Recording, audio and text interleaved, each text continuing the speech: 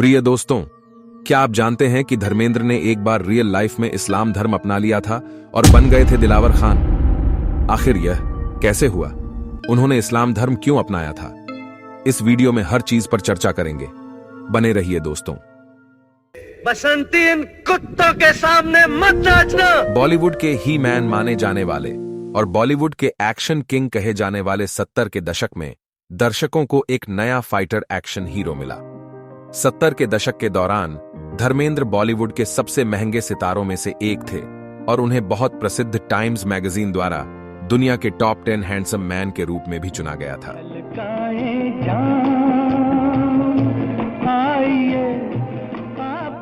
50 के दशक के अंत में धर्मेंद्र मुंबई आए और उनका संघर्ष तुरंत शुरू हो गया क्योंकि उनकी जेब में बहुत कम पैसे थे। दरअसल धर्मेंद्र पंजाब से मुंबई इसलिए गए थे क्योंकि उन्होंने राष्ट्रीय स्तर पर फिल्म फेयर मैगजीन द्वारा आयोजित न्यू टैलेंट अवार्ड जीता था। जैसा कि शो के आयोजकों ने वादा किया था, उन्हें एक फिल्म में काम करने का मौका दिया जाएगा क्योंकि धर्मेंद्र पुरस्कार के विजेता थे, लेकिन दुर्भाग्य से वह फिल्म कभी नहीं बनी। हालांकि धर्मेंद्र एक मूवी रोल के लिए संघर्ष कर रहे थे, लेकिन उन्हें हर जगह रिजेक्शंस मिल रही थी। तब उन्होंने पंजाब लौटने के बारे में सोचा और अचानक उन्हें अर्जुन हिंगोरानी की अपकमिंग फिल्म दिल भी तेरे हम भी तेरा में एक रोल की पेशकश की गई। आखिरकार धर्मेंद्र का फिल्मी करियर 1960 में इसी फिल्म की रिलीज के साथ शुरू हुआ। हेमा मालिनी की पहली फिल्म राज कपूर के साथ सपनों के सौदागर थी, जो साल 1968 में रिलीज हुई थी। लेकिन धर्मेंद्र और हेमा मालिनी पहली बार 1970 में रिलीज हुई फिल्म तुम हंसी मैं जवान में एक साथ नजर आए थे। सूत्रों के मुताबिक इस फिल्म के बाद ये दोनों एक दूसरे के करीब आने लगे।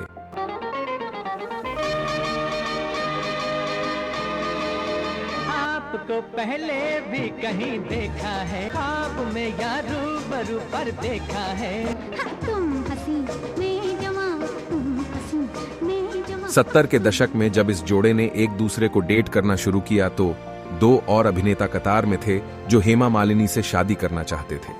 पहले थे धर्मेंद्र, दूसरे थे जीतेंद्र और तीसरे एक्टर थे संजीव कुमार। लेकिन हेमा मालिनी धर्मेंद्र की ओर बेहद आकर्षित थीं और उनसे ही शादी करना चाहती थीं।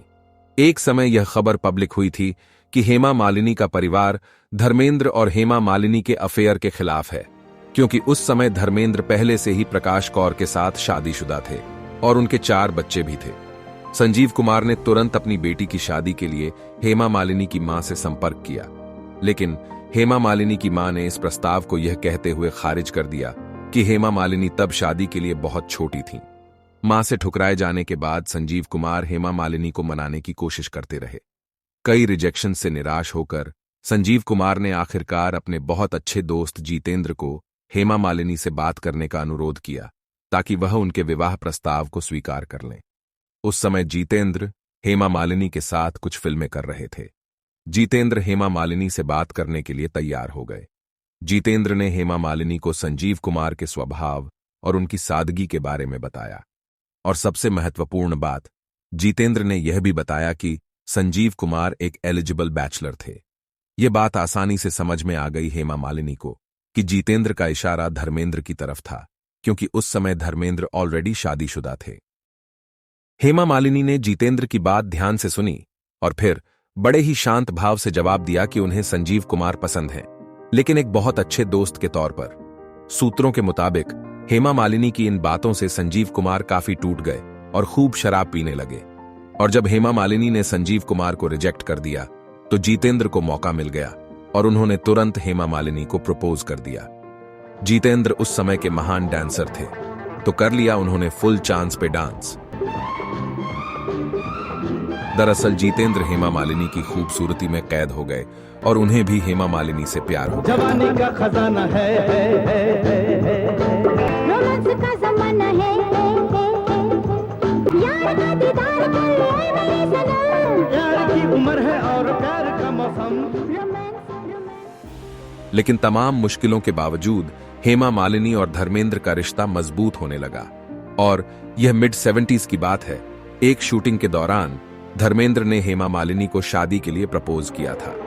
शुरुआत में हेमा मालिनी शादी के प्रस्ताव को लेकर थोड़ी अनिच्छुक थीं।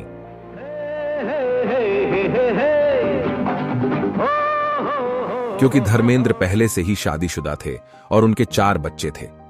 प्यार के इस खेल में दो दिलों के मेल में। लेकिन सबसे अहम बात यह है कि हेमा मालिनी के पिता इस शादी के खिलाफ थे। चाहे जेल में प्यार के इस खेल में। धीरे धीरे धर्मेंद्र हेमा मालिनी के परिवार के करीब आने लगे। यह वही साल था जब हेमा मालिनी के पिता का निधन हो गया था। हेमा मालिनी पूरी तरह से टूट चुकी थीं। धर्मेंद्र ने उन्हें और उनके परिवार को उस समय आवश्यक मॉरल सपोर्ट दिया था। धीरे धीरे हेमा मालिनी के परिवार को लगने लगा कि क्या यही सही समय है अगर धर्मेंद्र और हेमा मालिनी की शादी हो जाए। धर्मेंद्र बने दिलावर खान और हेमा मालिनी बनी आयशा बी। उन्होंने कुछ समय तक इस खबर को मीडिया के सामने छिपाए रखा, लेकिन जब इसका खुलासा हुआ तो बॉलीवुड और प्रशंसकों के बीच काफी हंगामा हुआ था। धर्मेंद्र और हेमा मालिनी के इस्लाम धर्म अपनाने को लेकर 80 के दशक में काफी विवाद हुआ था। मैं हूँ बीवी का दीवाना, जमाना तो है नौकर बीवी का। लेकिन दोनों जोड़े सभी विपरीत परिस्थितियों का डटकर मुकाबला करते रहे और लगभग 6 महीने बाद 2 मई 1980 को उन्होंने हिंदू धर्म के अनुसार शादी भी कर ली। यह भारतीय फिल्म इंडस्ट्री में एक महत्वपूर्ण घटना थी, क्योंकि उस समय ये दोनों लोकप्रिय अभिनेता थे।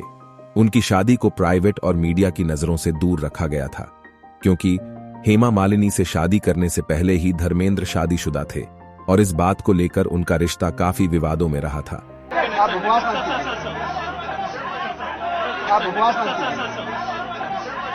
धर्मेंद्र और हेमा मालिनी की शादी समय की कसौटी पर खरी उतरी है और वे कई दशकों से एक साथ हैं। उनकी 2 बेटियां हैं, ईशा देओल और आहाना देओल, जो भारतीय फिल्म इंडस्ट्री से भी जुड़ी हुई हैं।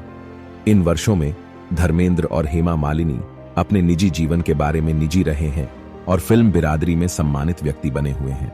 उनकी प्रेम कहानी और सफल शादी कई प्रशंसकों और उनके फॉलोअर्स के लिए प्रेरणा रही है। 70 के दशक में धर्मेंद्र और हेमा मालिनी बॉलीवुड की सबसे सफल ऑन स्क्रीन जोड़ियों में से एक थीं।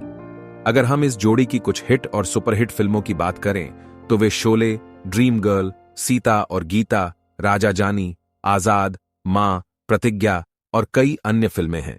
लेकिन सूत्रों के मुताबिक धर्मेंद्र अपने दोनों परिवारों को एक साथ नहीं ला सके और दोनों परिवार आपस में दूरियां रखते हैं। तो दोस्तों, आप क्या सोचते हैं? क्या हेमा मालिनी से शादी करने का धर्मेंद्र का फैसला सही था? अपनी राय कमेंट करके जरूर बताएं और अगर आपको इस वीडियो की जानकारी पसंद आई हो तो प्लीज वीडियो को लाइक करें।